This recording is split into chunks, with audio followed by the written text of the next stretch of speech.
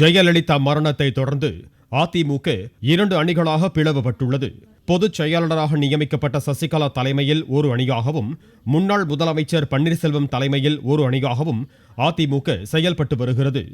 Chennai RK. நகர் தொகுதிக்கு April 12ஆம் தேதி நடைபெறும் இடைத்தேர்தலில் சசிகலா அணியின் சார்பில் துணை பொதுச் செயலாளர் தினகரனும், பன்னீர்செல்வம் அணியின் சார்பில் மதுசூதனனும் போட்டியிடுகிறார்கள். தங்களுக்கே இரட்டை இலை சின்னம் ஒதுக்கப்பட வேண்டும் என்று இரு தரப்பும் தேர்தல் ஆணையத்திடம் கோரியுள்ளன. ஓபிஎஸ் தரப்பின் முறையீட்டை தொடர்ந்து தங்கள் தரப்பு ஆதாரங்கள் மற்றும் ஆவணங்களுடன் கூடிய பிரமாண பத்திரங்களை 20ஆம் தேதிக்குள் அளிக்குமாறு சசிகலாவுக்கும் தினகரனுக்கும் தேர்தல் ஆணையம் நோட்டீஸ் அனுப்பியது. சசிகலா தரப்பில் 1912 பொதுக்குழு உறுப்பினர்கள், 122 எம்எல்ஏக்கள், 37 எம்பிக்கள் மற்றும் பல்வேறு நிலையிலான அதிமுக நிர்வாகிகள் கையெழுத்திட்ட ஆதரவை உறுதி செய்யும் பிரமாண பத்திரங்கள் தாக்கல் செய்யப்பட்டுள்ளதாக தகவல்கள் தெரிவிக்கின்றன.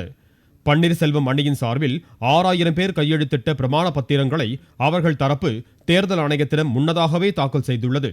பன்னீர்செல்வத்தின் ஆதரவாளர்களான 11 எம்பிக்கள், 12 எம்எல்ஏக்கள், அதிமுக கட்சியின் மாவட்ட நிர்வாகிகள், கிளை நிர்வாகிகள், பொதுக்குழு உறுப்பினர்கள் என பல தரப்பினரும் அதில் கையெழுத்திட்டுள்ளதாக கூறப்படுகிறது. இவற்றின் அடிப்படையில் இரட்டை இலை சின்னம் யாருக்கு என்பது குறித்து தேர்தல் ஆணையம் இன்று இறுதி விசாரணை நடத்துகிறது. இதில் சசிகலா அணியினரும் பன்னீர்செல்வம் அணியினரும் வழக்கறிஞர்களுடன் நேரில் ஆஜராகி தங்கள் தரப்பு வாதங்களை எடுத்துரைக்கிறார்கள். இந்த விசாரணைக்கு பின்னர் இரட்டை இலை சின்னம் யாருக்கு என்பதை தேர்தல் ஆணையம் அறிவிக்கும்.